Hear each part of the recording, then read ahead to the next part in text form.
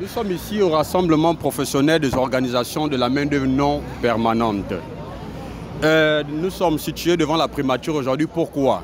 C'est à cause de nos intégrations à la fonction publique, pour le premier point, et la valorisation des salaires de la main-d'œuvre non permanente et l'appurement des cotisations CNSS. Nous savons que tout le monde n'est pas peut-être appelé à aller à la fonction publique. Donc les ayants droit qui pourront partir vont être basculés à la fonction publique. Et ceux qui ne pourront pas partir, c'est tout simplement la révalorisation des salaires. On sait comment la main-d'œuvre non permanente vit. C'est les salaires de 150 000, de 140 000 et en montant. Ça ne dépasse même pas les 300 000. Donc...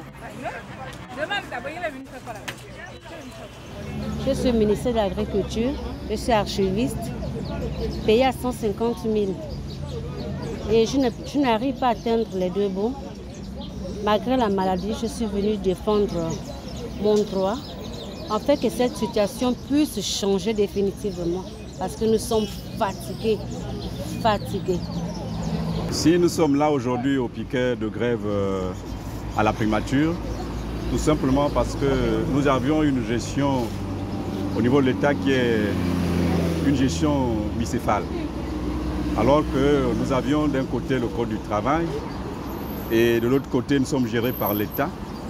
Et nous avions constaté que toute la main-d'œuvre de l'État est gérée pratiquement de la même manière.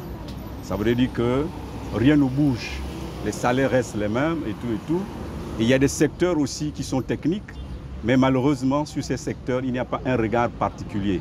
Nous sommes entrés dans certains ministères avec le même salaire. Nous ne faisons pas de carrière, nous n'avions pas de suivi et nous n'allons même pas en stage. Ce qui fait que le stage, bien sûr, de recyclage.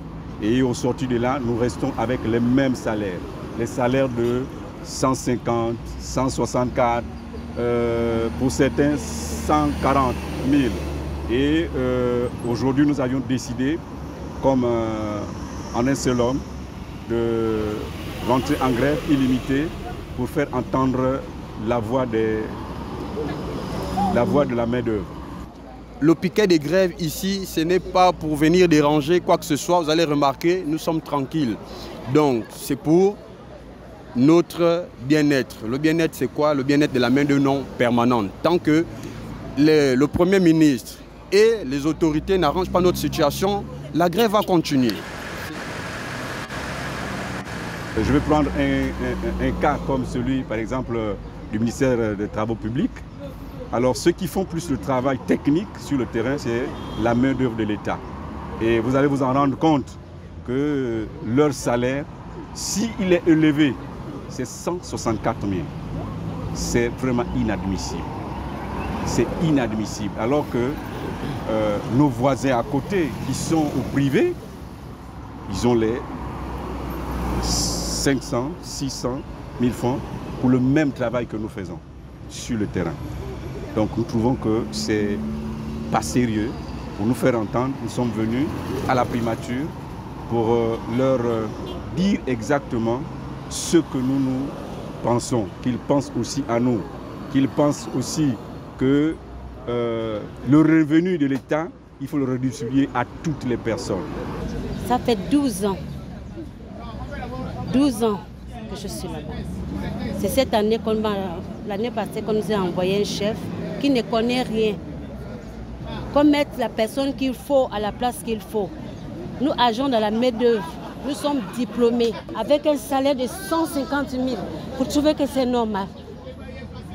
Les obligés de tomber même malade. Tombe malade chaque mois. Parce qu'on n'arrive pas à assumer les charges. On n'arrive pas à assumer les charges. Je suis fatiguée. J'ai 2 enfants en master qui ont terminé 2 en master. Qui ne sont même pas à l'UOB. EM Gabon, UAS. Combien d'années j'ai saigné pour payer ces enfants les études? Maintenant que les enfants ont terminé, pas de boulot. Nos enfants vont déposer les dossiers à gauche, les dossiers à droite, toujours rien. Mais nous sommes là, nous comptons sur la bonne volonté, nous comptons sur le président de la République. Nous avons foi en lui. Voilà pourquoi nous sommes là pour dire, papa, règle nos situations.